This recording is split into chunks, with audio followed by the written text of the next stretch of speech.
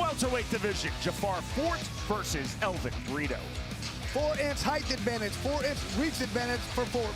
He's gonna need that because Brito comes in with those awkward entries and exits. Fort's gotta dictate the pace, the range, and control the fight if he wants to win.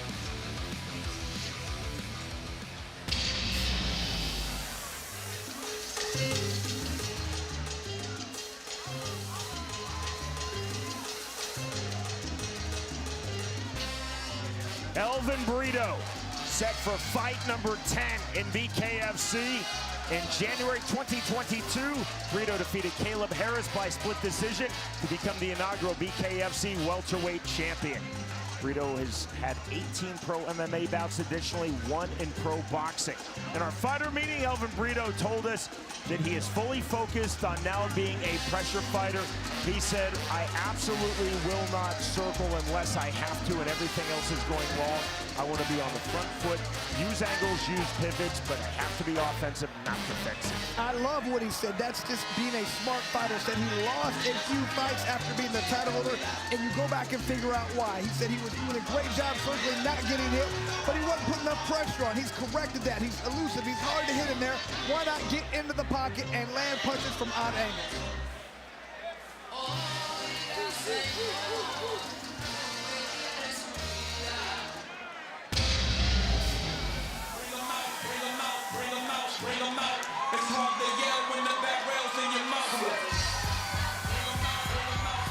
Jafar Fort, 3-0 in BKFC. His most recent victory this past July, he defeated Aaron Sutterfield by first-round TKO.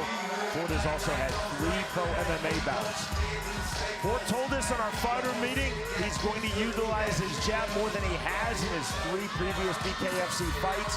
And Fort said, I will change levels off of my jab, keep hitting angles, and then landing power shots off of the jab. Has to utilize that athleticism, beat his opponent to the punch.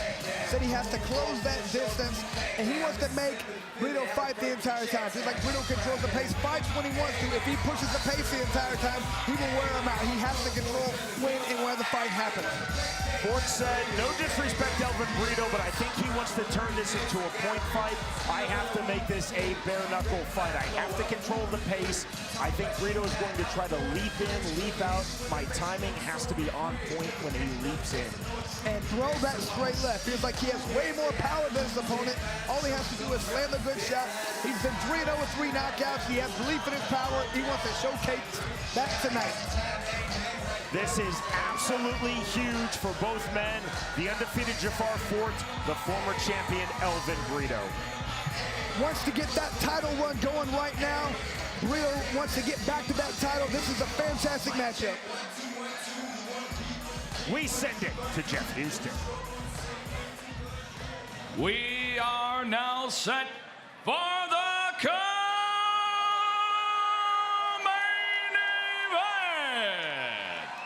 scheduled for 5 2-minute rounds in the welterweight division, presented to you by OnlyFans. Introducing to you first, fighting out of the red corner. Tonight he wears black trimmed in purple and gold. He stands 5 feet 7 inches tall. His official weight, 165.4 pounds. His BKFC veterans record stands at 5 victories opposite 4 defeats. He is the former BKFC World Welterweight Champion, fighting out of Managua, Puerto Rico. Here is El Bandito, Elvin Leon Brito. And across the ring, his opponent, fighting out of the blue corner. Tonight he wears black and gray. He stands 5 feet 11 inches tall. His official weight, 165.6 pounds. He is undefeated in the squared circle at 3-0. Fighting out of Clearwater, Florida, by way of Stamford, Connecticut. Here is the undefeated Jafar Fort.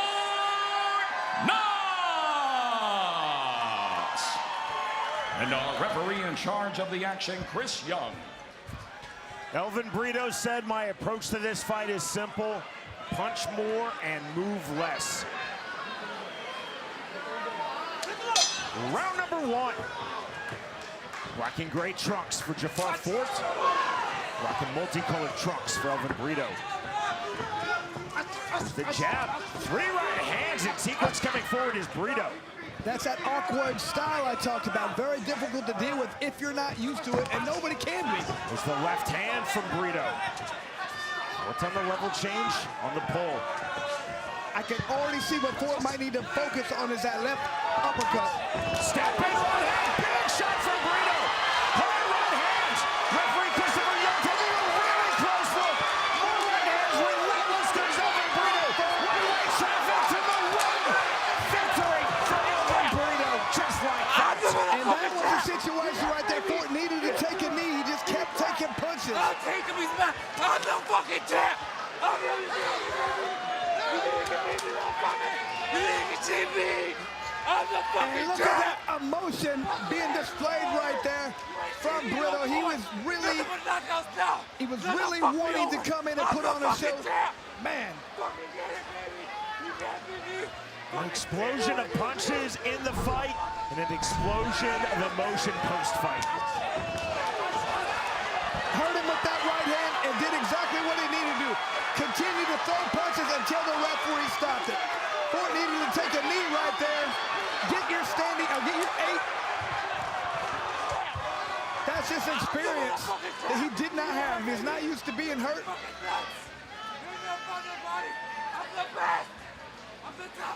And you can still hear Elvin yelling right there, pleading his case why he deserves a title fight. Victory number 6 in BKFC for Elvin Brito. And Chris, that was his most dominant victory. A different style. Usually he wants to go out there and control the pace, show you why he's great because he can hit and not get hit. That was not the case in this fight. He came right out. He did exactly what he said he was going to do. He was going to come out there and put on a show, push the pace, hit. He's got to win by knockout. He said he didn't feel like he could win a decision. But whatever he was going to do, that worked perfectly. If he keeps fighting like that, I cannot wait to see it. Here is Jeff Houston. Ladies and gentlemen, our referee in charge, Chris Young, steps in and calls a stop to this fight at 40 seconds into round number 1. For your winner by TKO, El Bandido, Elvin Leon Brito. All right. Standing by here with El Bandido, Elvin Brito. Congratulations. That was, as Sean and Chris said, your most dominant victory. You were a man possessed. You're very emotional right now. You took 3 losses in a row, Elvin, and you came out here and you absolutely decimated your opponent. What is going through your mind right now? Yeah, I'm tired of getting played by people who don't know what the they're looking at. So guess what? I'm gonna knock your out. No problem. Got your ass. Come give me trouble. I'm the champ. You're not the champ unless you beat me. I'm the best. I'm the top of the mountain. Come, give him to me. It don't matter. Everybody knows you can't beat me. Ain't nobody beat me. Give him to me. Ladies and gentlemen, one more time for Elvin Brito. And look at that emotion right there, but man, what a dominant performance, the best he's looked so far. Entering this fight, Jafar Fort had been dominant, but he was dominated in one-way traffic fashion by Elvin Brito. Relentless on the inside, the volume, the precision, the power. In our co-main event of the evening, the winner by way of first-round TKO, Elvin Brito defeats Jafar Fort.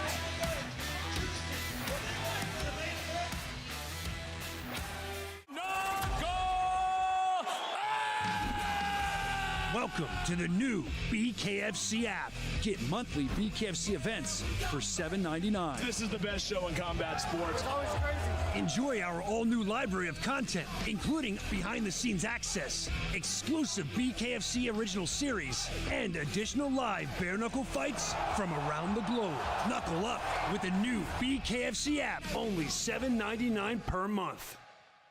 Saturday, January 18th, the world's most exciting combat sport, Bare Knuckle Fighting Championship is back with another night of adrenaline-fueled action. It's BKFC Fight Night Pechanga. In the main event, BKFC OG Elvin El Bandito Brito scraps with the always-ready Evgeny the Sailor Kurdanov. In the co-main event, Robbie Problems Peralta knuckles up with Jordan Haymaker Christensen, plus many more bare knuckle fights. Watch all of the savage Bare Knuckle Fighting Championship action on the BKFC app. Download it at bkfc.com. Jordan Christensen versus Kerry Lattimer. And you can see here, Sean, 2-inch height differential, reach exactly the same. The main thing here, I think we see that Lattimer was a little bit overweight. I'm not sure if he had a tough camp, he had trouble making it, didn't train enough. We'll find out here if he's in shape, if he's ready to go. Ladies and gentlemen, we are set for the next fight of the night, scheduled for 5 2-minute rounds in the welterweight division. Presented to you by Crescent Tools. Introducing to you first, fighting out of the red corner. Tonight he wears black. He stands 5 feet 8 inches tall. His official weight, 168 1/2 pounds. He is an MMA veteran of 55 fights, and tonight makes his BKFC debut. Fighting out of Pocatello, Idaho, here is Kerry the Batterer Lattimer. And across the ring, his opponent, fighting out of the blue corner. Tonight he wears black and red. He stands 5 feet 10 inches tall. His official weight, an even 166 pounds. He steps into the squared circle, ready for bare knuckle fight number 5. Fighting out of Las Vegas, Nevada, here is Jordan the Hayes Haymaker Christensen.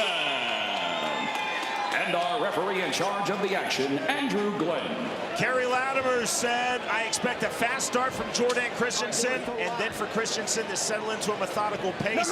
Lattimer said, I am going to go hard throughout. Round number 1.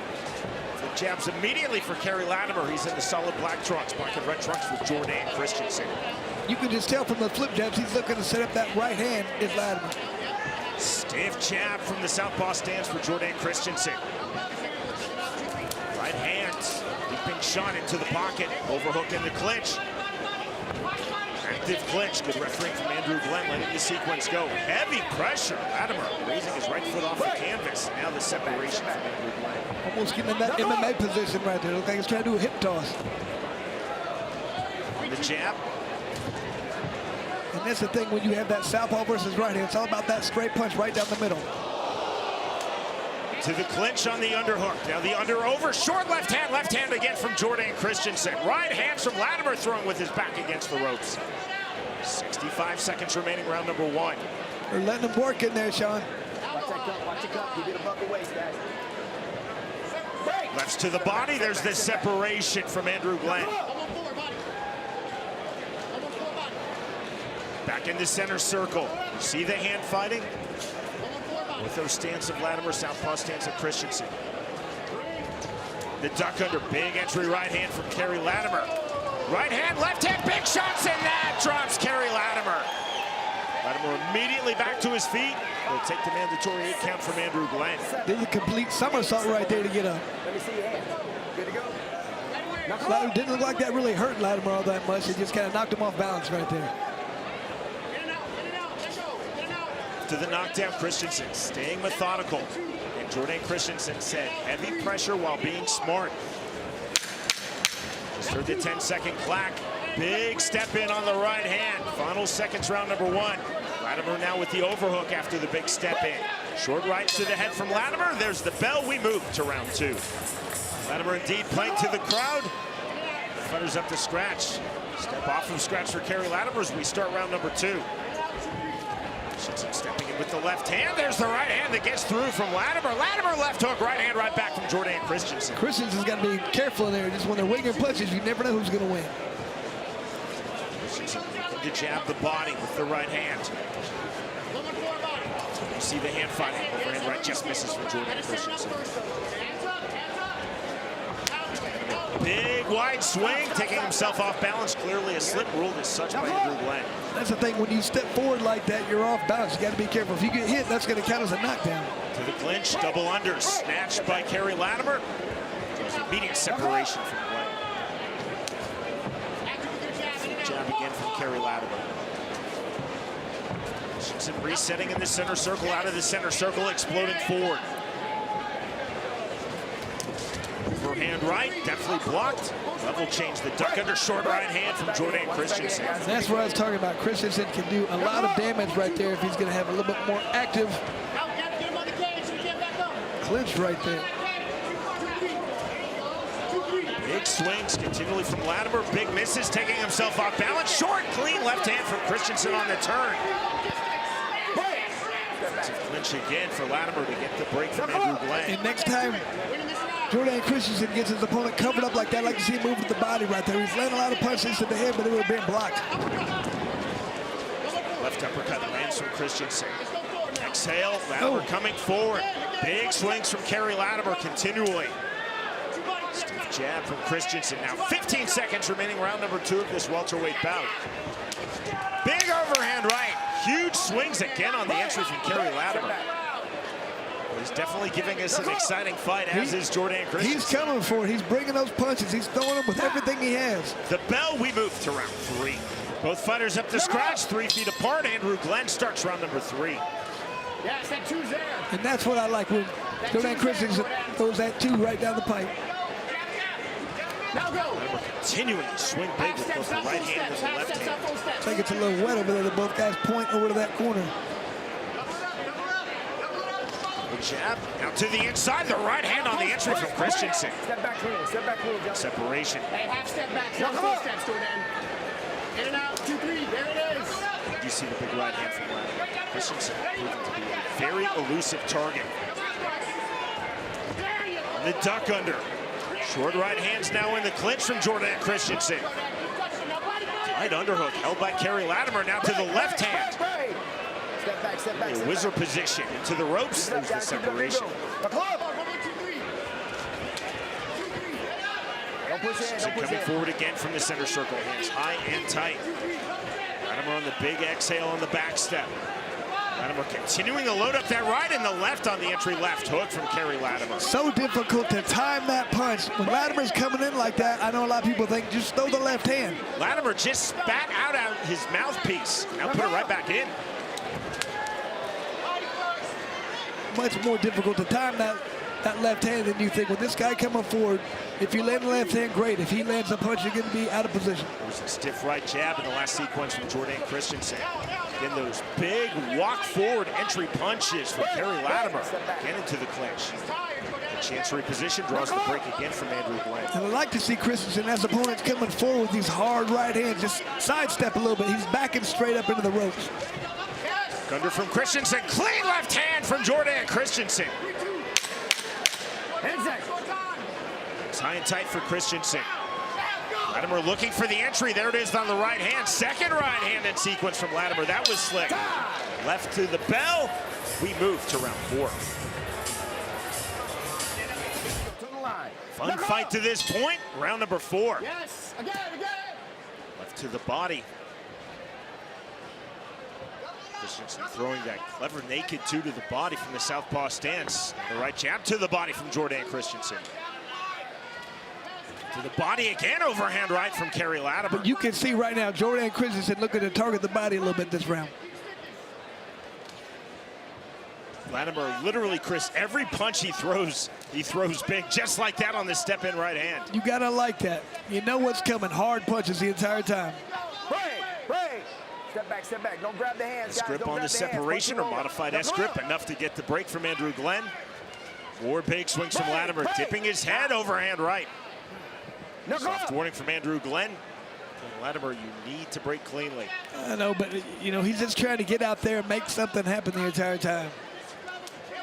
Good left hand on the entry from Jordan Christensen on the left hook, driving pressure now from Christensen. Work out of there, Jim. Let's work out of them Small cut under the right eye of Lattimer.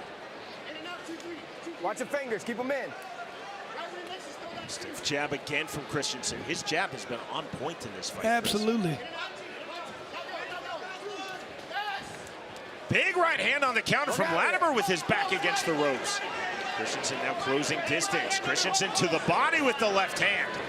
And you can see the knee being lifted up. Not liking the punches coming through his Lattimer. Big shots again. Lattimer landing some good punches right here, but it's just that pressure the entire time from Jordan Christensen. Pushing his opponent around, pushing him into the ropes, using his head. Lattimer doing the bare knuckle version of the knee shield, I think, in jiu-jitsu. Big swing, but it's effective. Driving pressure again. Hands on knees for Kerry Lattimer. Deep into round number 4, we move to the 5th and final round. This when it comes to judging in combat sports. 5th and final round. Jordan Christensen versus Kerry Lattimer at 165 pounds. Jab from Lattimer. Double right hand from Lattimer on the entry into the clinch. Double unders. Sneaky little punch for Lattimer. He threw a little right hand and followed with another right hand. Both of them looping. You don't see it too often. Into the clinch. See the hand fighting, almost a side headlock position now, snatched by Kerry Lattimer. See the patience of referee Andrew Glenn. Good to the body. See Christensen cut outside of his left brow. That cut occurred in round number 4. Flowing more freely here on that cut in round 5. Bigger swings for Lattimer on the entry. Christensen, good driving pressure. 1:10 remaining, 5th and final round. Lattimer does a great job. Even though he's tired, he finds the energy to continue to throw bombs. Lattimer throwing that overhand, spinning 360 and resetting. 55 seconds remaining in this fight. I knew I liked Jordan Christensen. I've known him since AMI MMA. I really like him, and I really like Kerry Lattimer as well.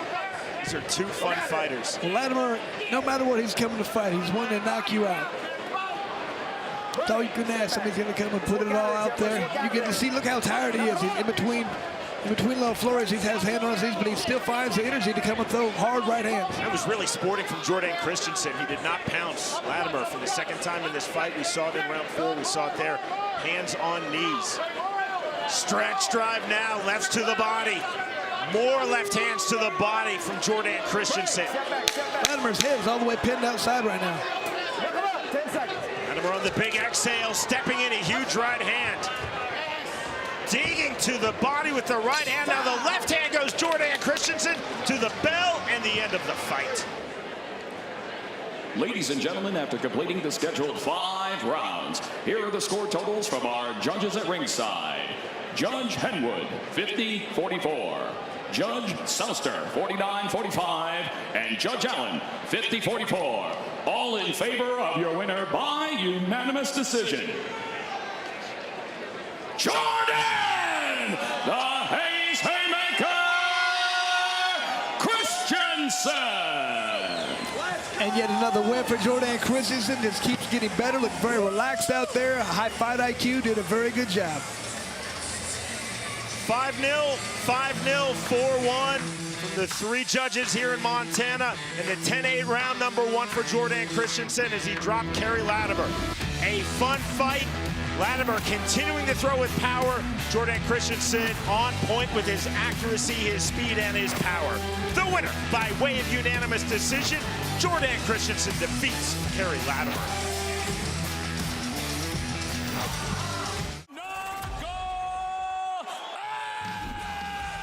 Welcome to the new BKFC app. Get monthly BKFC events for $7.99. This is the best show in combat sports.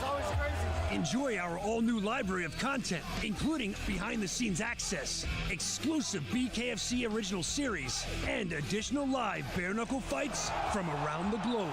Knuckle up with the new BKFC app, only $7.99 per month. Saturday, January 18th, the world's most exciting combat sport, bare Bare Knuckle Fighting Championship is back with another night of adrenaline-fueled action. It's BKFC Fight Night PECHANGA. In the main event, BKFC OG Elvin El Bandito Brito scraps with the always ready Evgeny the Sailor Kurdanov. In the co-main event, Robbie Problems Peralta knuckles up with Jordan Haymaker Christensen, plus many more bare knuckle fights. Watch all of the savage Bare Knuckle Fighting Championship action on the BKFC app. Download it at bkfc.com. Crescent Tools brings you the numbers for our co-main event at 155 pounds. Martin Trey Brown versus Robbie Peralta. Now the reach is extremely even right here. The main difference right here is Peralta is a few inches shorter right there. That does make for that overhand to be able to land, but Martin Trey Brown gets very low. I don't think it's about the tail of the tape here. He's going to be able to implement the distance, and the game plan is going to win this fight. Ladies and gentlemen, we are now set for the co-main event. Scheduled for 5 2-minute rounds in the lightweight division. Presented to you by Lions, Not Sheep. Introducing to you first, fighting out of the red corner. Tonight he wears black and gold. He stands 5 feet 7 inches tall. His official weight, 154 1/2 pounds. He stands undefeated at 2-0. Fighting out of Escondido, California. Here is Robbie Problems Peralta.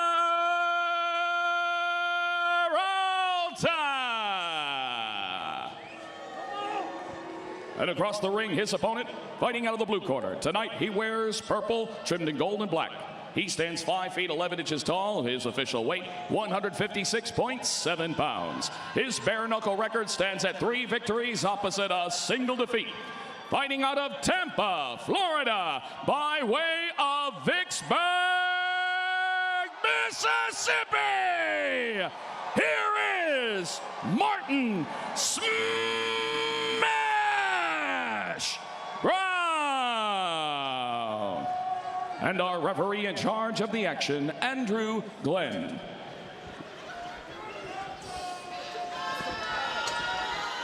Peralta told us, I think Trey Brown is going to try to stay on the outside, utilize his reach advantage. I have to smartly cut off the ring to get to the inside. Round number 1 of our co-main. Purple and gold trunks for Martin Trey Brown. Black and yellow trunks for Robbie Peralta. Peralta to the inside. To the clinch. Break call from referee Andrew Glenn. Soft warning by Glenn to Peralta, punching to the back of Trey Brown's head. Overhand right on the entry. Brown pulling himself back out, resetting in the center circle. Both fighters so fast, Chris. Absolutely. Just get the feeling whoever lands this good punch right here could change the course of the night. Very high, tight striking guard for Trey Brown. Peralta missing with the right hand to the body. Right hook, big hooks on the entry. Step back, And step back. Peralta said he wants to be in the pocket, but not in the clinch. Got right in the clinch right there. 60 seconds remaining, round number 1. Right hand just off the mark from Trey Brown. You know, sometimes in this sport, it's hard to get in the pocket and not get clinched. If one guy wants to clinch, he's going to be able to do it. Sharp jab from Peralta, jab right back, and into the clinch goes Trey Brown. Designed entry off the jab for Brown. There's a hard jab, big right hand, left hand. Counter on the right hand from Robbie Peralta. Entry on the right hand on the overhand from Brown. Step back, gentlemen. It's like Brown might be trying to tie him up a little bit, wear him out, push him around a little bit to slow Peralta down a little bit. 20 seconds remaining, round number 1. You see the feint from Robbie Peralta. You see the head movement from Trey Brown. Stiff jab to the body, right hand, left hand. Good combination right there by Peralta. Final seconds, round number 1. Counter on the right hand from Brown. Left hand, right hand, back to the clinch. That is the end of the opening round.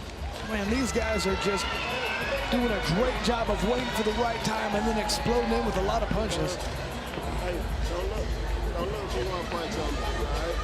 You can just tell right here the high level of punching these guys have, because they're just waiting for the right time. They're very calm, relaxed, and then at the right time they both explode in.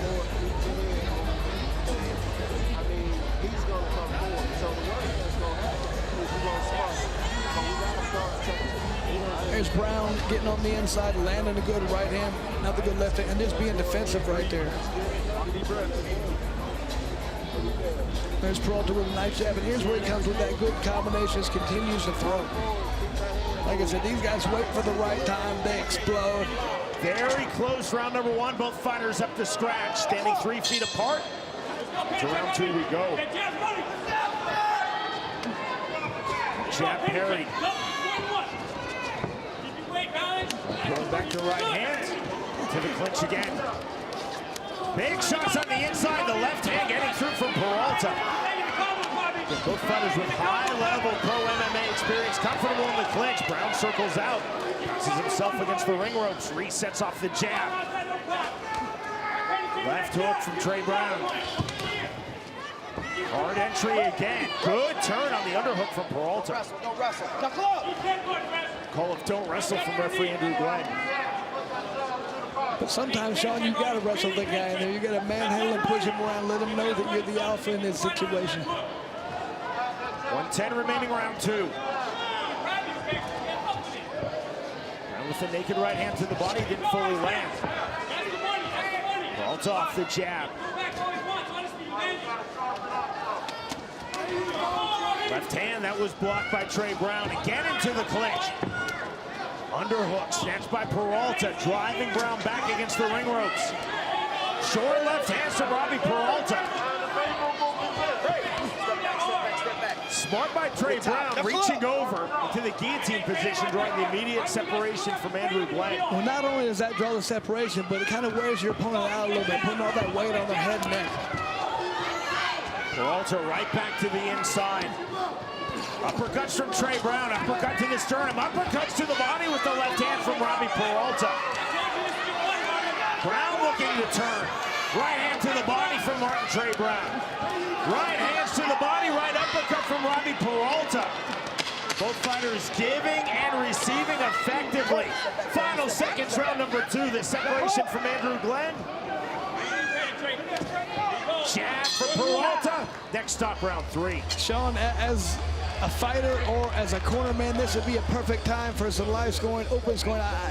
Who knows who's winning these rounds? Very tough to call right there, because inside they're both doing good work. They're both landing punches. How are they determining who's winning that? I don't know. Boxing coach extraordinaire, Jihad Wingfield in the corner of Martin Trey Brown. He's always phenomenally dressed. That's confidence when you can dress that nicely. You feel that you've trained your fighter so well he's not going to get cut and blood on you. These are two first-class 155-pounders. This is a highly technical fight to this point. You'd expect nothing but Martin Trey Brown versus Robbie Peralta. Left hand from Peralta. And a shoulder roll now from Trey Brown. Right hand, good combination. That backs off Brown. Underhook snatch, now the overhook from Peralta into the clinch. Both fighters throwing in this active clinch. He's allowed to continue by referee Andrew Glenn. Sean, a lot of times in those clinches, guys are just holding. Both these guys are throwing a lot of good punches in there. Short right hands. Peralta landing. Short left hand landed by Trey Brown. Now Martin Trey Brown on the turn. We talked about the evolution of BKFC bare knuckle in the modern era. You're looking at it right now. A lot of people aren't liking this. I hear people not happy about it, but man, this is exhausting working right there, and that's a good way of wearing your opponent down and getting the position you want. Dirty boxing, effective in fighting, landing in the active clinch. Like an accidental clash of heads, we continue. No bother from either fighter. 20 seconds remaining, round three of our co-main. Right to the body. That was on the spine. That was the soft warning to Peralta by Glenn. You can tell Peralta kind of thought about it for a second. The guy said, I'm going to throw it. Took to the body. Peralta off the jab. Right hand just before the bell from Brown that ends round number three. What we do know is these are 3 very close rounds thus far as we start round number 4. Check left hook from Trey Brown just off the mark. Now the jab from Robbie Peralta.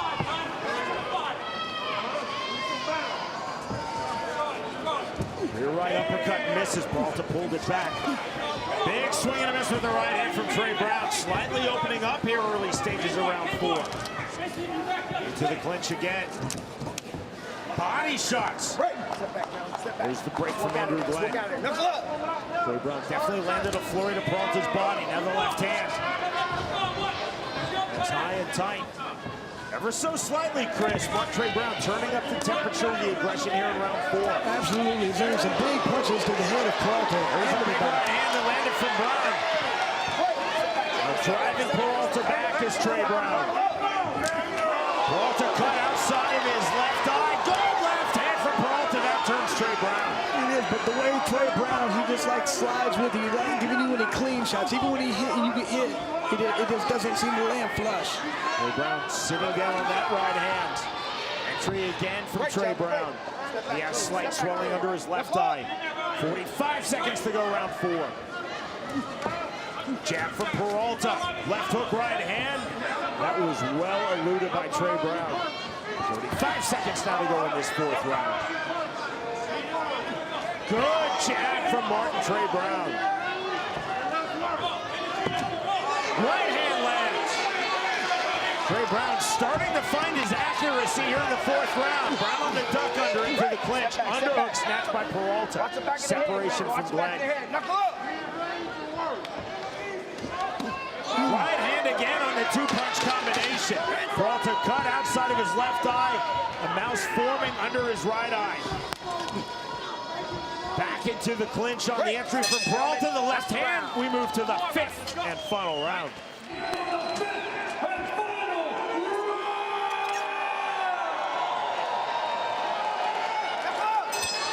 Sporting touch of hands and a fast start off the scratch line for Peralta here to open round 5. Counter left hand from Brown. I know what Brown says. He says he wants people coming forward. He feels like when they do, he's going to counter them. Good left hook lands.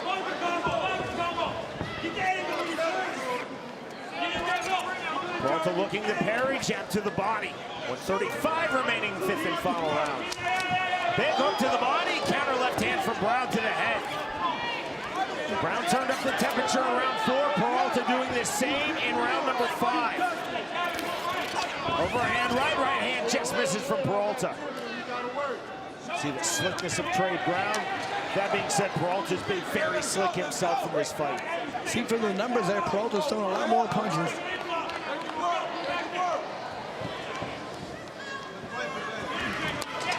Right to the body, effective from Peralta. That lands right to the body, left to the head.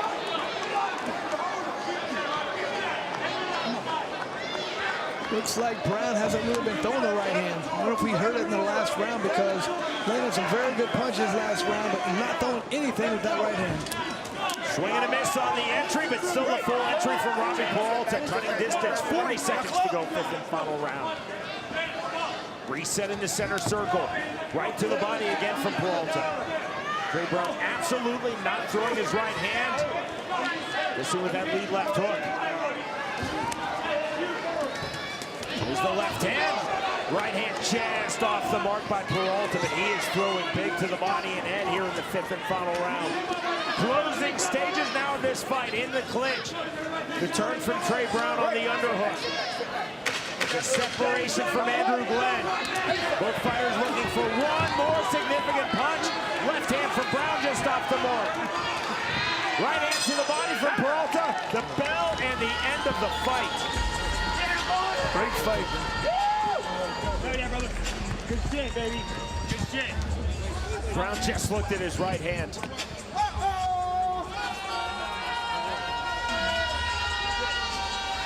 That's what modern bare knuckle looks like when you have 2 highly accomplished, talented, and ultra quick strikers.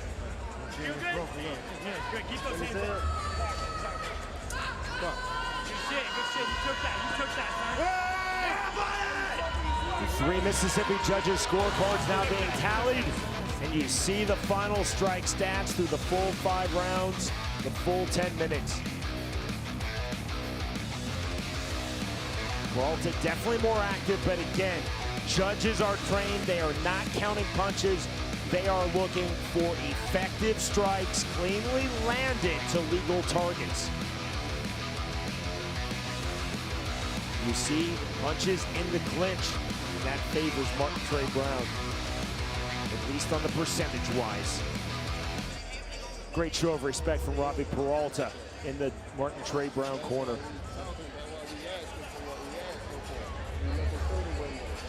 was crazy, bro. I thought this was good. I told you, stop that. Martin Trey Brown did not throw his right hand once in the 5th and final round.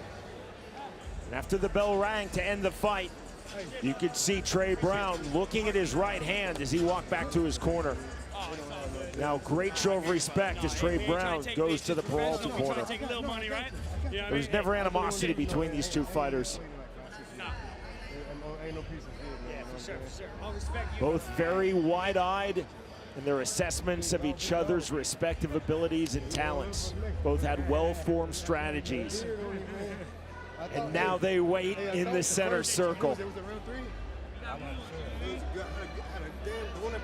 And as Chris and I often tell you, not just in bare knuckle, but in all combat sports, usually when there's a delay, it means something other than a unanimous decision. Not always, but usually. The delay is ended. Jeff Houston is now in the ring. That was quality through the full 5 rounds in our co-main. To end all suspense, Jeff Houston.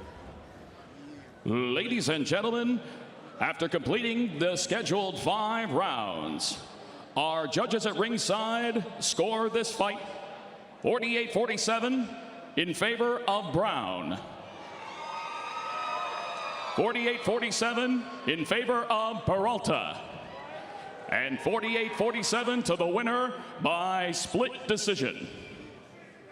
Robbie Problems Peralta.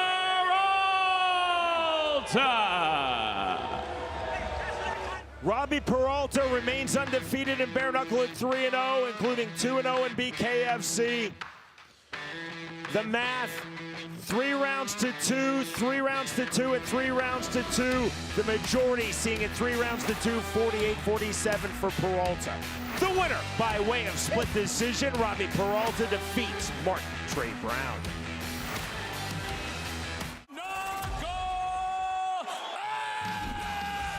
Welcome to the new BKFC app. Get monthly BKFC events for $7.99. This is the best show in combat sports. Enjoy our all-new library of content, including behind-the-scenes access, exclusive BKFC original series, and additional live bare-knuckle fights from around the globe. Knuckle up with the new BKFC app, only $7.99 per month. Saturday, January 18th, the world's most exciting combat sport, Bare Knuckle Fighting Championship is back with another night of adrenaline-fueled action. It's BKFC Fight Night Pechanga. In the main event, BKFC OG Elvin El Bandito Brito scraps with the always ready Evgeny the Sailor Kurdanov. In the co-main event, Robbie Problems Peralta knuckles up with Jordan Haymaker Christensen, plus many more bare knuckle fights. Watch all of the savage Bare Knuckle Fighting Championship action on the BKFC app. Download it at bkfc.com. For Mike Jones versus Eric Lozano. And you can see here, Sean, a couple things jump out. There is a slight height advantage for Mike Jones, but it is a significant 5-inch reach advantage. He knows Lozano has great power. Jones can't let him get there, but you also have Lozano did miss weight by about 1.5 pounds. Was that because he didn't get a good camp, or he just had a tough cut? We shall find out. Hello, hello, hello.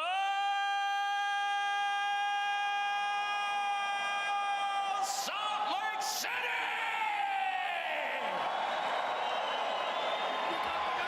Welcome to the Maverick Center. Welcome to the very first bare knuckle fighting event in Utah State history. Welcome to the biggest bare knuckle fighting event in world history. And welcome to BKFC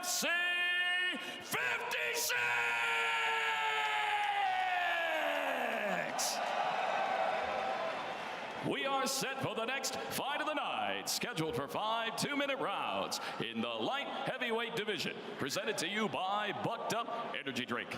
Introducing to you first, fighting out of the red corner. Tonight he wears the proud colors of the United States of America and Mexico. He stands 5 feet 10 inches tall. His official weight, 187.4 pounds. Tonight, he steps into the squared circle ready for bare knuckle fight number 4. Fighting out of Ed Couch, Elsa, Texas. Here is Eric El Travieso Lozano.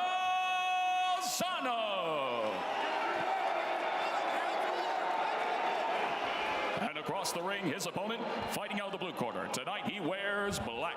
He stands 6 feet 2 inches tall. His official weight, 185.6 pounds. He is an MMA veteran of 17 fights, and tonight makes his BKFC debut. Fighting out of Salt Lake City, Utah, by way of Price, Utah. Here is Jones. And our referee in charge of the action, Tyler Tomlinson. Eric Lozano told us, I feel that Mike Jones has a hybrid MMA/kickboxing striking style. I think Lozano said of Jones he's going to struggle without the ability to throw kicks to set up his punches. BKFC debut for referee Tyler Tomlinson. Check of the judges. Now calling both fighters up to scratch. Knuckle up. Round number 1. Black trunks for Mike Jones. U.S. and Mexican flag trunks for Eric Lozano. Jones, immediately as he said he wanted to do, stay on the outside, try to establish long straight punches. To the inside on the overhand right comes Lozano. Back to the center circle, stiff jab. 1-1-2 then from Jones. Jones back to the jab. Mike Jones doing a great job of doing just what he did, staying right at the end of his punches, just outside of Lozano. Lozano trying to wade forward into the mid-range, staying heavy with the jab. There's that hook jab from Jones. Stiff left hand, overhand right, just misses from Jones. It was a nasty punch by Jones right there. Lozano with the head movement, ducking his head, just missing with the overhand right. Lozano definitely the type of fighter who's willing to take shots to establish his own game and his own range. Just like that on cue on the overhand right from Lozano. Good defense, good awareness from Jones. Jones on the left hand. 1 minute remaining, round number 1. Jones, long straight punches to this point in the fight. 1-2 to the body, not fully there for Lozano, but it backed Jones off his striking line. Jones on the overhand right hand again. Big uppercut, mouthpiece out. Down goes Mike Jones. Rules a slip immediately by referee Tyler Tomlinson. Now addressing the fallen mouthpiece of Eric Lozano. That was just a push-off right there, Sean. Good refereeing all the way around from Tyler Tomlinson. Big overhand right from Eric Lozano. Lozano to the inside. More big swings, overhand lefts and right. Stiff left hand, stiff jab from Jones. And I feel like it's that long jab of Jones that's making his opponent throw these overhands right. Lozano's really struggling to find the range. Lozano dipping his head to the inside, takes that uppercut. Big swing still from range for Mike Jones. 10-second clock, final seconds, round number 1. Overhand right, that didn't get through from Lozano. Lozano into the pocket. Lozano lands the jab, there is the bell. That is the end of the opening round. Sean, I feel like the tale of what's going on in that first round was the range of Mike Jones. He's keeping it very well. He's landing those jabs. Leaning away so much. He's making it hard for Lozano to get inside. He's telegraphing these overhand rights. If he does that, it's not going to work. You got to stop leaning away. Take this water. You hear me? Yep. You're hurting him with everything you throw, but you're giving him a chance when you lean away from that.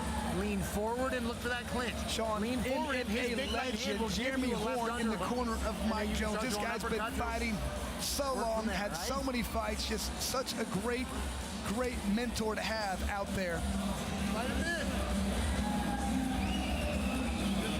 I would say Jeremy Horn, one of the true underrated greatest of all time in MMA, an absolute legend. Definitely a pioneer. Fought every weekend sometimes. He'd get in the car, drive from one place to the next, just all over the place. Such a high skill level, unbelievable fighter. I commentated Jeremy Horn in Bellator in 2010. I said, are you excited about 100 fights? He said, I had that years ago. Tapology just missed out, so did Sherdog. Round number 2.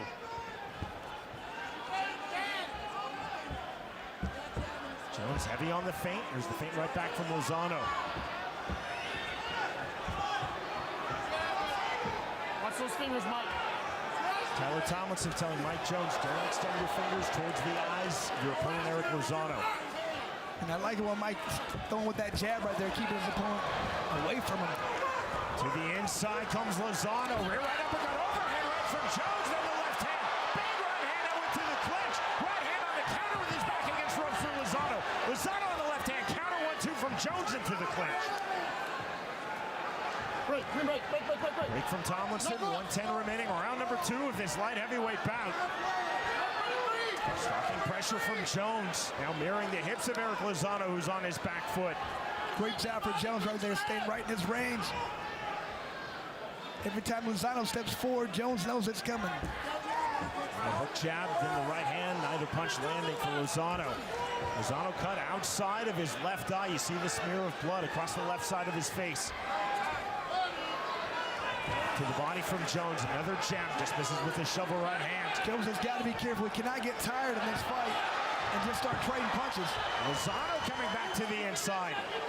And Lozano said he wanted a rough, rugged fight. He felt Jones would try to make this a technical outside fight. To the inside, half-time club now snatched by Lozano, doing good work with the uppercuts. Heavy on the head goes Mike Jones. Big separation from Tyler Tomlinson. Right hand on the entry, then the left hand. Good sequence from Lozano, and that drops Mike Jones. Wow, definitely against the flow of this fight right there, Sean. Up at 8. Final seconds, round number 2. Right hand, there is the bell. And that right there, to me, it just looked like Jones got tired there the last 30 seconds, 40 seconds. He started trading punches with his opponent. He can't do that. He's got to utilize that range. You can tell Lozano's tired too. Yep. He's just been out here. He's done this before. People don't understand this is a different style of fighting. So Mike Jones has got to get down deep, suck it up, continue to move, this round to get a draw. stay long. When his opponent comes in, be heavy on him. All right? You got to Let's see what happened here. Smart. Little punch sneaks through inside and right behind back of the head right there. Like I said, I almost feel like sharp punches keep that jab Mike Jones is getting a little tired out there. People don't understand how different this is in MMA or boxing. Yep. Don't pull away and give him that big right hand. Here you go. Against the flow of this fight, Eric Lozano records the knockdown of Mike Jones in round number 2. It was looking like a 10-9 round for Jones, presumably then a 10-8 round for Lozano in round 2. Medical timeout, the assessment of the left eye. We're good to go? Yep. Okay. We're good to go. Come on. Medical clearance. Both fighters brought up to scratch for round number 3. Knuckle up. Tight striking guard for Jones, split immediately by the jab of Lozano. Jones has got to be careful. He did not move very much in that punch. He can't trade punches with Lozano. Strong jab and the right hand from Jones right back. Lozano overhand right. Lozano literally running into the pocket, over the neck. Big shots from the halftime club. Swing and miss on the duck under to the body. Now goes Eric Lozano. Nope, back up. Lozano too heavy on the neck of Jones. That's the separation from Tomlinson. Very similar in total strikes, punches thrown and landed. Step in right hand again for Lozano. Down number 2. And there's that power right there from Lozano. Jones is hurt bad. I don't think he's getting up, Sean. 8, 9, 10. The count of 10. And victory number 2 in BKFC for Eric Lozano. And Lozano welcomes his opponent to BKFC. The rough style right there. You come in there against me, I'm going to land these hard shots. Lozano was right there. It felt like he was going to take his opponent out in the first couple rounds. Did a great job there. Again, Eric Lozano is a veteran of 37 pro MMA fights, but Lozano said with all of that pro MMA experience, he believes that bare knuckle fighting is a much rougher sport. He felt coming in with 3 BKFC bouts to none for Mike Jones, that would be a huge advantage. It was those punches. See, Mike Jones tried to block like you do in boxing or MMA. He put his hands up right there. You cannot block like that. These punches get through. Watch, right? Mike put his hands up. Look where that punch landed, right behind the ear right there. This isn't boxing. That would have been a great block in boxing. Not boxing with no gloves. You can't box the same way. You can't fight the same way. You have to use head movement. Parry, have to get out of the way. Mike Jones has learned a very valuable lesson right there. Eric Lozano showed incredible patience, poise. Waited for Mike Jones to step into his range. Jones turned up the pressure as he was doing exceedingly well from the outside. As this became an inside fight, Eric Lozano took over, knocking down Jones, latter stages of round 2, and then finishing Mike Jones in round number 3. Well, when Mike Jones was able to stay outside, stay at the end of his range, he looked fantastic. The problem is, this is a different sport. You get tired much quicker than you think. You think this is easy, 2 minutes, I can do anything. No, you can't. Pushing, pulling, keeping tense muscles the entire time. It's a different animal, and people are learning that right now. Again, Eric Lozano on our fighter meeting said, I want to be ultra aggressive. I want to make this a rough and rugged fight. Check, check, and check. Here is Jeff Houston. Ladies and gentlemen, our referee in charge, Tyler Tomlinson, reaches the count of 10 at 51 seconds into round number 3. For your winner by KO, Eric El Travieso Lozano. And Lozano just keeps getting better, showcasing that chin, but one other thing, he showcases that power. If he lands a shot, he's hurting you. That is a quality win for Eric Lozano against a quality pro MMA fighter, Mike Jones, who in this bout made his BKFC debut. Jones was doing exceedingly well, and then Eric Lozano took over. 2 knockdowns to the KO. The winner by way of 3rd round knockout, Eric Lozano defeats Mike Jones.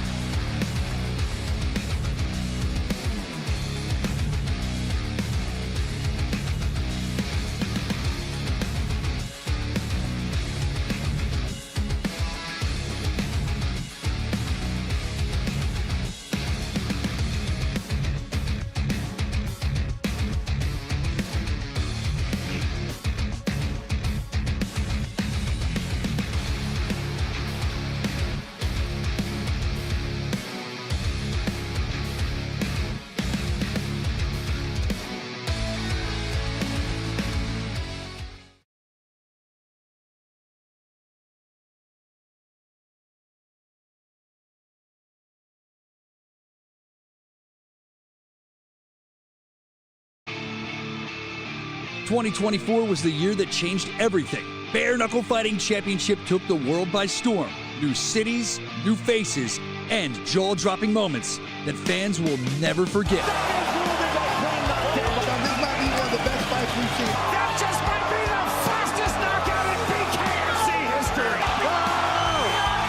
We have a new champion. Tonight, the next chapter begins as BKFC hits Temecula, California, a city known for old traditions and new opportunities. Fighters will take the spirit of the city into the squared circle as they forge their paths towards legendary status.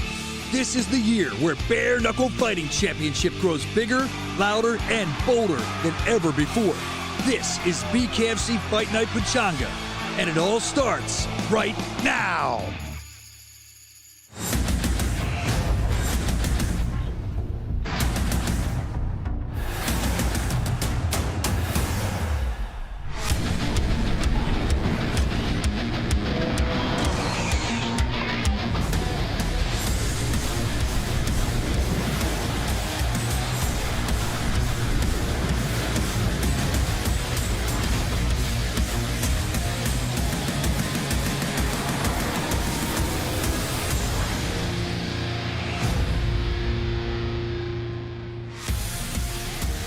Bare Knuckle Fighting Championship is presented by Bucked Up Energy Drink. Welcome to the fabulous Pechanga Resort and Casino, nestled right between Los Angeles and San Diego. Southern California is where we kick off 2025 at BKFC, 1 week before Knuckle Mania 5 in Philadelphia.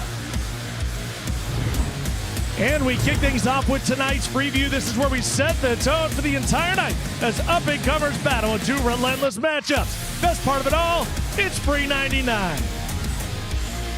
Two hard-nosed vets in our co-main event in the lightweight division. Both Robbie Peralta and Jordan Christensen have provided big moments in their combined 12 fights, but both are looking to bounce back from losses. They'll leave it all in the squared circle tonight.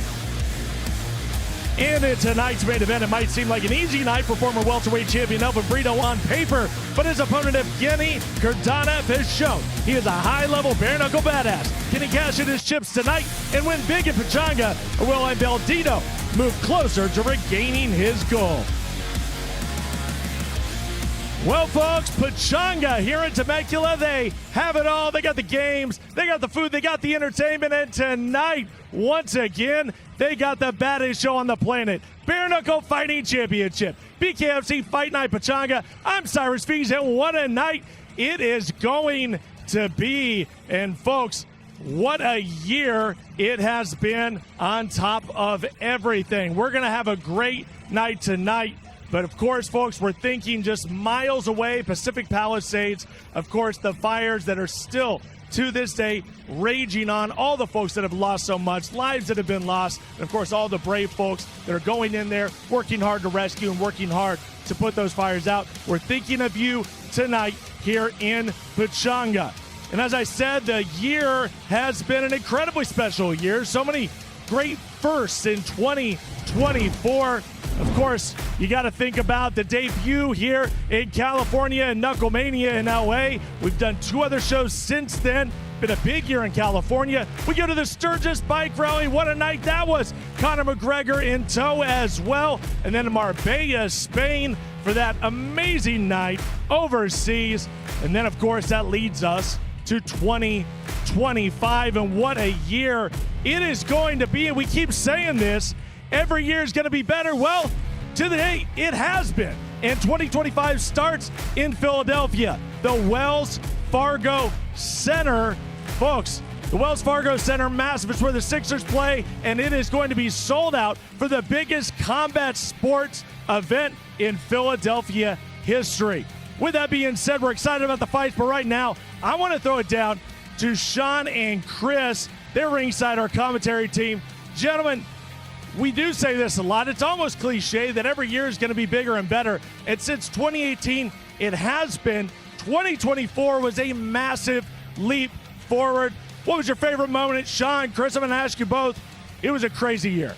Cyrus, well, of course, being in my home city, Kansas City, and at Memorial Hall where I grew up, being a pro wrestling fan, Central States, watching boxing, kickboxing, tough man contest, that was special for me. Being at Sturgis, 30,000 plus. Conor McGregor there was amazing. But for me, Costa del Sol, the southern coast of Spain in Marbella, that was phenomenal. Outdoors, a bullfighting ring, completely sold out.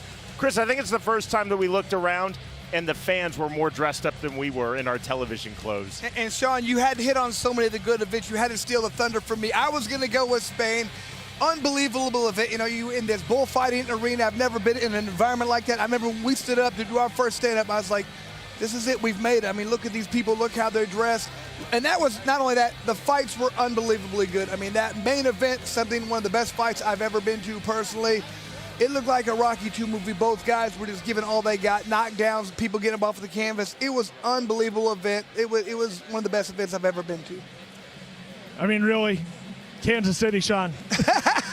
I mean, it was a great show, don't get me wrong. I'm kidding. What a fun night it was there in Kansas City and all the incredible events of 2024. But now let's focus on here and now here in Pechanga, an incredible main event. Elvin Brito, Evgeny Kurdanov.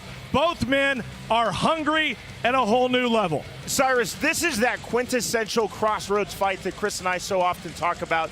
Chris, our main event at 165 pounds, Evgeny Kurdanov from Moscow, now based in Los Angeles, versus Elvin Brito, the former BKFC welterweight world champion.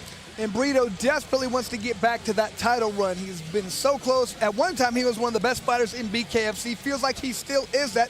He just had a couple things not go his way. A win here against a very tough fighter puts him right back in that title hunt.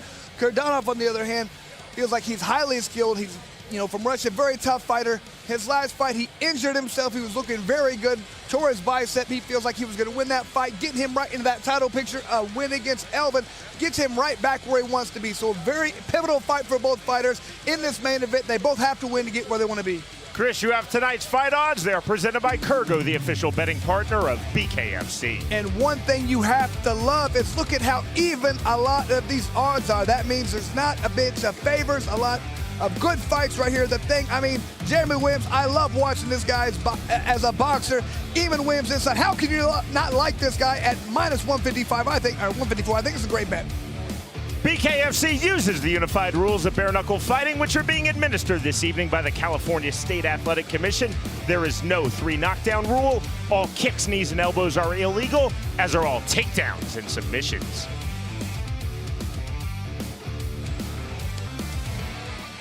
We open BKFC 2025 with a bout in the flyweight division.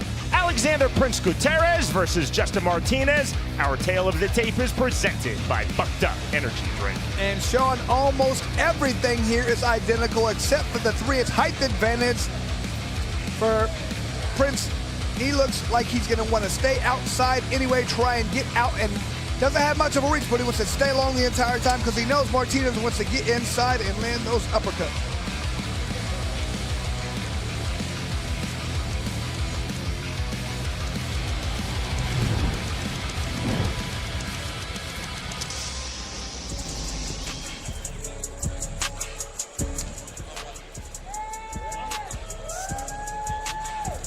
This is fight number 6 in bare knuckle fighting championship for Justin Martinez.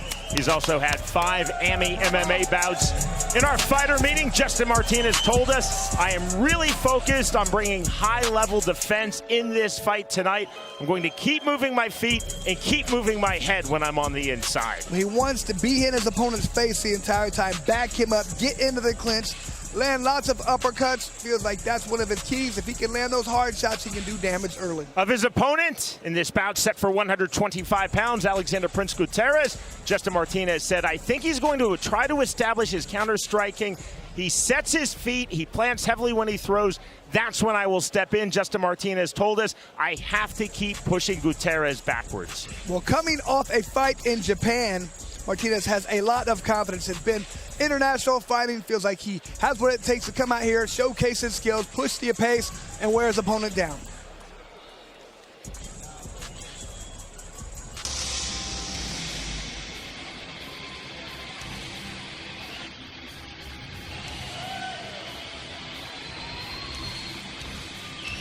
From here in Temecula, California, Alexander Prince Gutierrez enters 1-0 in BKFC. He's had 5 pro boxing bouts. Gutierrez 3-0 in pro MMA, 1-0 in pro kickboxing. His middle name is Prince, and that's not my Kansas accent creeping through. He prefers Gutierrez rather than Gutierrez as a pronunciation. Thus, that's what we will go with. So, Chris, more of the Prince Rogers Nelson than the Prince Nassim Hamed in terms of the name.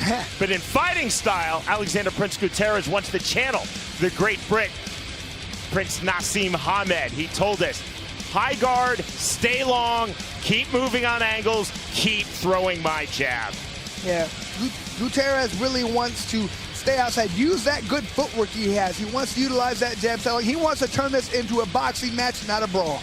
Of his opponent, Justin Martinez, Gutierrez said he is definitely very strong physically. He's going to try to brawl. I cannot get pulled into a brawl by Justin Martinez. I have to be aware of his big swings, his big overhands. If he comes to the inside, I will work underhooks. I feel that I'm faster, and I know that I am smarter. Well, he knows that blitz is coming, so he has to step to the side counter, make his opponent pay for trying to blitz in and land those heavy shots. Year 2025 for Bare Knuckle Fighting Championship now is underway. To get us started, we send it to the always outstanding Jeff Houston. Hello, hello, hello!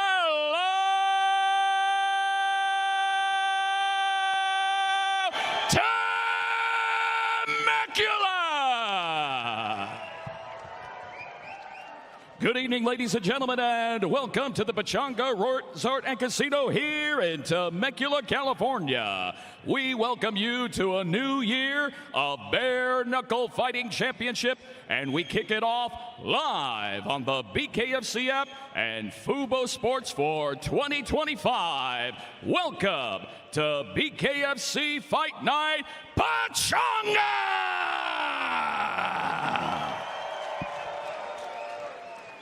We are set for our opening fight of the night, scheduled for 5 2-minute rounds in the flyweight division. Presented to you by Bucked Up Energy Drink. Get bucked up. Introducing to you first, fighting out of the red corner. Tonight he wears blue trimmed in red and gold. He stands 5 feet 2 inches tall. His official weight, 125.8 pounds. Tonight he toes the line, ready for bare knuckle fight number 6. Fighting out of Wichita, Kansas, here is Justin Martinez. And across the ring, his opponent, fighting out of the blue corner. Tonight he wears white and gold. He stands 5 feet 5 inches tall. His official weight, 125.6 pounds. He holds an undefeated BKFC record at 1-0. Fighting out of Temecula, California, here is the undefeated Alexander Prince Gutierrez.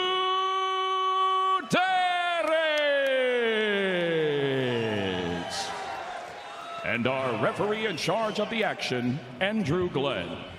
Justin Martinez told us, I have to continually take away time and space from Gutierrez. I have to continually push the pace. Sporting touch of hands, both fighters up to scratch. Round number 1. White trunks for Alexander Prince Gutierrez, blue trunks for Justin Martinez. Immediately to the inside, Martinez. Positionally there for a jump guard, close guard guillotine, Chris, but that, wrong sport. That might have been a message trying to be sent by Martinez. I'm stronger. I'm going to be the alpha in this fight. Martinez, you see, pumping the jab from the orthodox stance.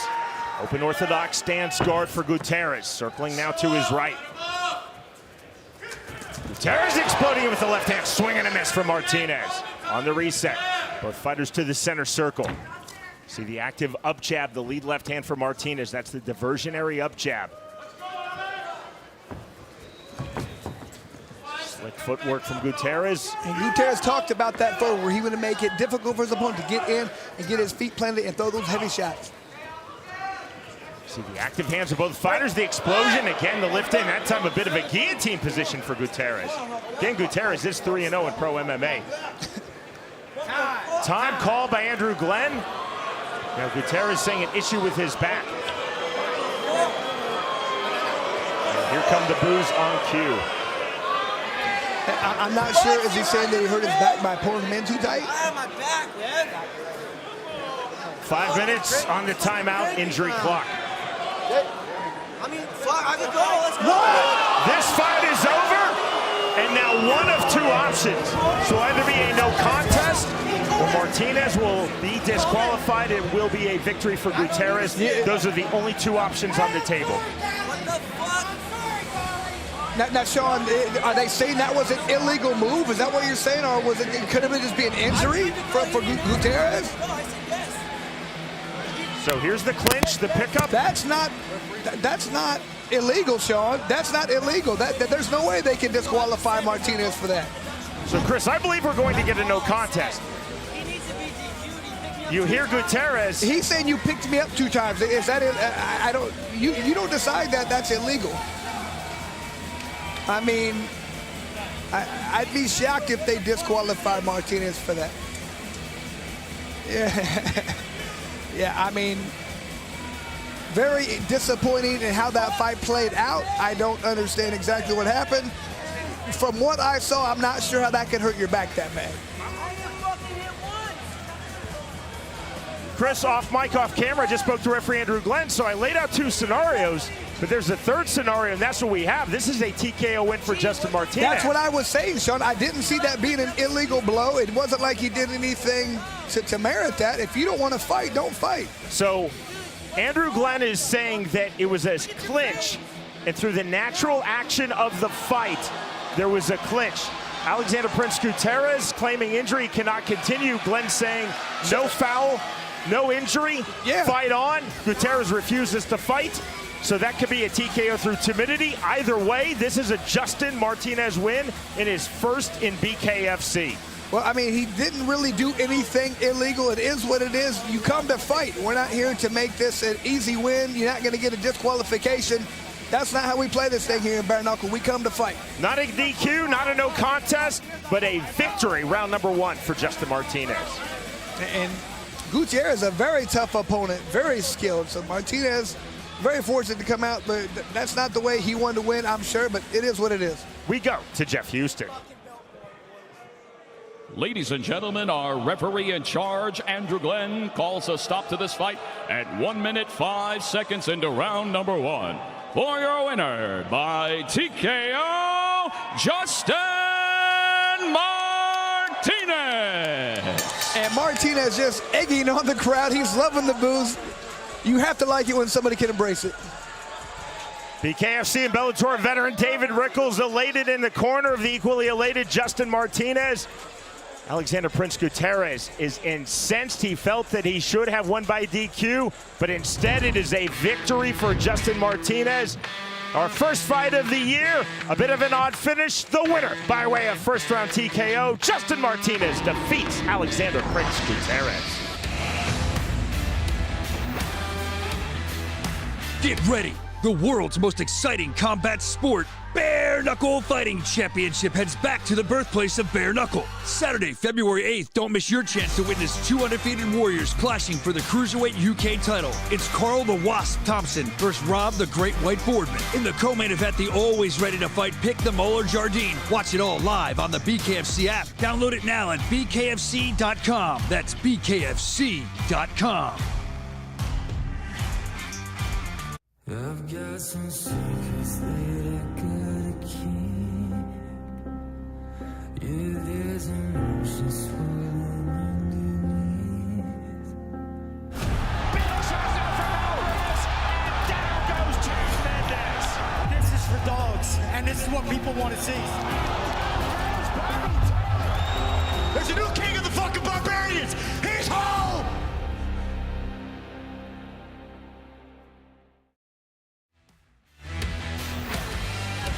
To the middleweight division, our tale of the tape is presented by Russia for Luis Villasenor versus Jeremy Sauceda. Sean, both these guys very similar. The only difference, a 2-inch height advantage for Sauceda, but the reach exactly the same at 72.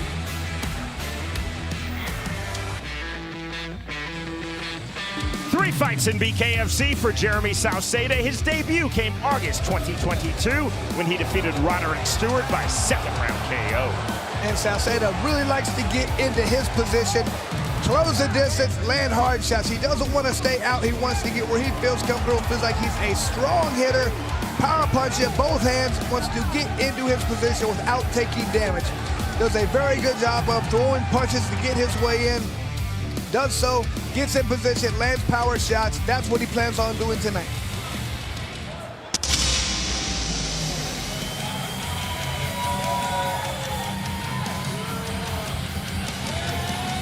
Jeremy SAUCEDA now set for bout number 4 in BKFC. He's 1-0 in pro boxing. He had 20 amateur boxing bouts. SAUCEDA is naturally right-handed. Throughout his professional combative sports career, boxing and BKFC, he has mainly fought southpaw. Again, even though he is naturally right-handed, SAUCEDA told us, though, I am really working on being more of an orthodox fighter, putting my power back in my rear hand rather than my lead hand, but I will continually switch stances throughout this fight. SAUCEDA also told us, stay long, smart punch selection, constant up jabs from range. Well, he's learned a lot from his bare knuckle fights. Needs to avoid getting cut. When he comes in sometimes, he does get cut. He wants to make sure he's being a much slicker, much more skilled fighter. Utilize those up jabs, different angles, and then throw punches from out angles. SAUCEDA said to us, I'm extremely confident with my cardio, with my footwork. I'm going to stay patient. I cannot allow my opponent, Luis Villasenor, to establish his left hand. I have to keep moving. I do not want to get pulled into a firefight. Understands how important it is to land precisely. Has to work on his accuracy. Don't waste any shots. Don't hurt your hands. Land clean shots. 2 fights in BKFC for Luis Villasenor. His most recent bout occurred July of last year when he defeated Brett Fields by first-round knockout. And just liking to land power shots, he's Kimmin. To his first few fights, he'll take some shots, but he really wants to work on not getting hit. But when he does land, he lands with power. Has complete belief. He can hurt people, just wants to land those combinations. And look, inside power shots. This guy is a heavy-hitting, strong individual, just has to get in position, land those combinations, and win fights.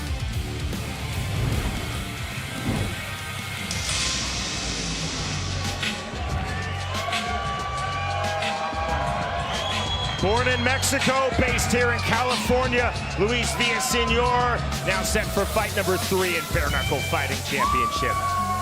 Villasenor told us in our fighter meeting, constant jabs, heavy overhands. I'm going to create opportunities from those 2 punches, the jab and the overhand, and I will move forward off of my jab. But as he's jabbing to get inside, he wants to get inside, then step to either side that's open, land at angles. He doesn't want to stand right in front of his opponent and trade. That's a brawl. That's a 50-50 fight. He wants to move to the side and make it to his advantage. Villasenor told us in our fighter meeting, my opponent Jeremy SAUCEDA continually comes forward, but Villasenor said SAUCEDA comes forward without throwing punches. Therefore, Villasenor told us he is very, very hittable. He cannot wait to land these hooks, uppercuts, power shots. That's his advantage. He feels like he has more power than his opponent and looks to prove it tonight.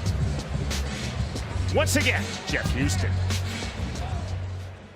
Fight fans of Temecula, we are set for the next fight of the night, scheduled for 5 2-minute rounds in the middleweight division. Presented to you by Russia, the official recovery and performance partner of BKFC. Introducing to you first, fighting out of the red corner. Tonight he wears black. He stands 5 feet 10 inches tall. His official weight, an even 175 pounds. Tonight he steps into the squared circle, ready for bare knuckle fight number 4. Fighting out of Odessa, Texas, here is Jeremy, the Warrior SAUCEDA.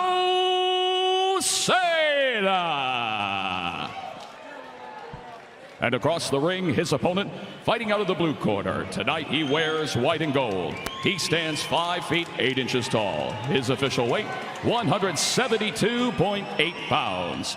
His BKFC record stands at 1 victory opposite a single defeat. Fighting out of San Diego, California, here is Luis El Jefe Villasenor.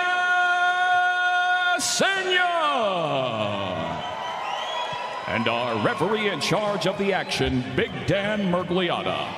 Luis Villasenor told us, I cannot allow Jeremy SAUCEDA to control this fight in the clinch. I have to dictate the movement, the positioning, and the tempo. Round number 1.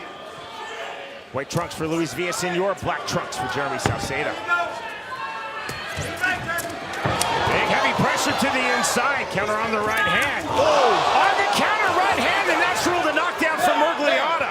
The knee touched the Villasenor. Now here comes the mandatory 8 count from Dan Murgliata. And I'm really liking how relaxed SAUCEDA appears to be in this fight. Looking to counter, just very precise, very accurate, just like he said it was going to be. Off the canvas, there's the jab. Big shots on the inside. Left hand, knockdown number 2. And Villasenor, he's coming in with all aggression. He's got to be careful. Oh, he says his ankle hurts. That's fight, so he ain't getting up. Not getting up, he said he hurt his ankle. The count of 10 and victory in round number 1 for Jeremy SAUCEDA. So that is the best SAUCEDA we have seen. Calm, relaxed, accurate with his punches. You can tell he's getting more and more comfortable in the squared circle. Each fight just getting better, but man, that was a step up from the last time we've seen this guy fight. I really like what I saw in this last outing. And the first knockdown, beautiful left hand. And you can see hand and knee touched. Correct call. Second knockdown. Just a left hand to the side of the head. And Sean, it's those punches that you don't see. You might have saw that and said that wasn't that hard of a shot. Yeah, but when you don't see it, it's very painful, very disruptive. You don't see it coming, all of a sudden you know you're on the ground. That's all you realize. And Chris, as you noted during Murgliata's count on the second knockdown, Villasenor was pointing to his left ankle. He took the full 10 count, and win number 2 with emphasis in BKFC for Jeremy SAUCEDA. And Sean, all we look for when we watch these fights is improvement. SAUCEDA, he's improving as a bare knuckle fighter. He's getting better. He's more relaxed. He's calmer. He understands this sport. I mean, when he's fighting in this manner, he understands. I mean, the sky's the limit. I really want to see this guy fight again now. You just see what he did. Just the improvement is all we're asking. And the more fighters, the more they get involved in the sport, the more you train it. It's just a different understanding. So he did a great job this fight, and I look forward to seeing him fight next time. Just saw a nice moment between Villasenor and SAUCEDA. No animosity going into this fight, through this fight, and post-fight. Disappointment for Villasenor, but SAUCEDA on point. 2 knockdowns to the KO. Yeah, we have I'm not sure exactly what happened with this injury. It's unfortunate, but SAUCEDA looked good nevertheless. Here is Jeff Houston. Ladies and gentlemen, our referee in charge, Big Dan Murgliata, steps in, calling a stop to this fight at 38 seconds into round number 1. For your winner by TKO, Jeremy the Warrior SAUCEDA. And like I said earlier, Sean, very impressed with SAUCEDA's improvement. He continues to improve in this manner. It's going to be very difficult to deal with for a lot of fighters. These are 2 very powerful punchers at 175 pounds. Luis Villasenor, Jeremy SAUCEDA.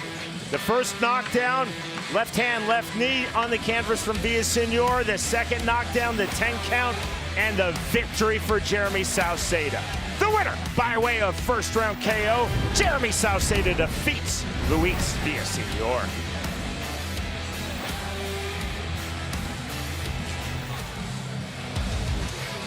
We are live from the Pechanga Resort and Casino in Temecula, California. BKFC Fight Night Pechanga, brought to you by Bucked Up,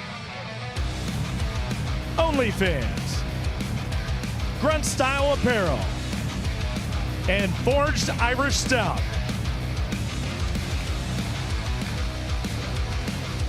And what a night we have here, folks, at your OnlyFans exclusive look for your main event, folks. Get the app now. That's Evgeny Kurdanov.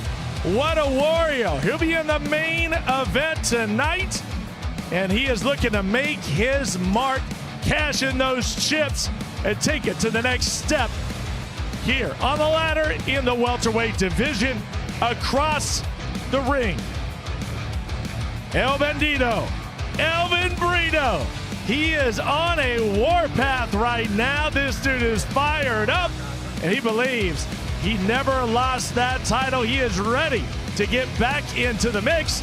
Elvin Brito, Kurdanov, main event. Scan the QR code right now to be able to watch this entire show, including that explosive main event. Kurdanov and Brito. Scan it now or go to BKFC.com. It all happens here, folks. We got them all lit up here in PECHANGA. We get it started right after this.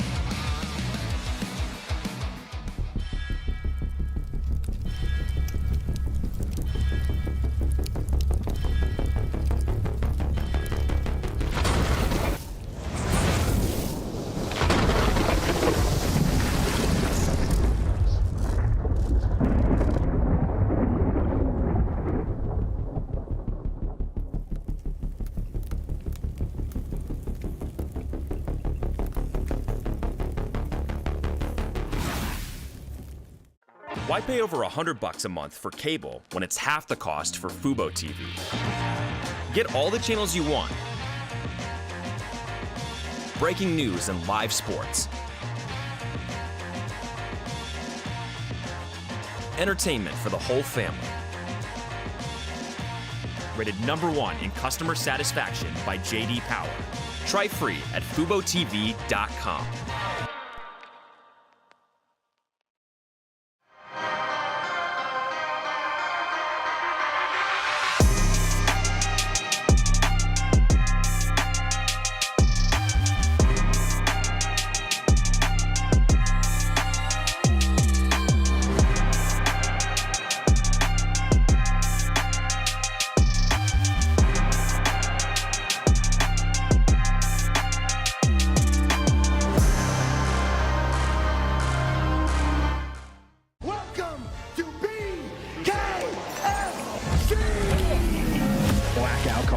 The official coffee company of BKFC, strong and never bitter. Small batch roasted, founded on American values. Blackout coffee, baby. I'm not gonna sip it, that's delicious, bro. Drink Blackout Coffee. Visit www.blackoutcoffee.com to learn more.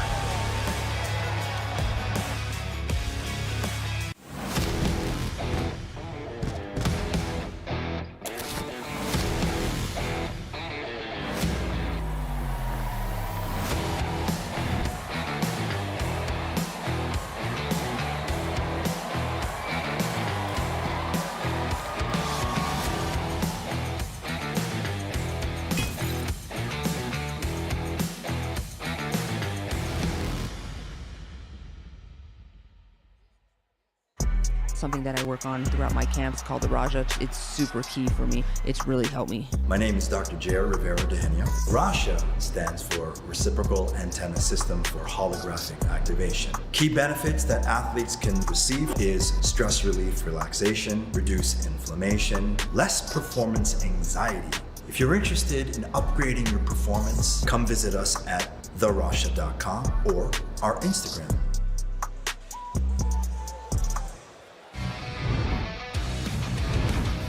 Heavyweights for you now. Iman Williams versus Gabriel Mota. You see the numbers. They are presented by Blackout Coffee.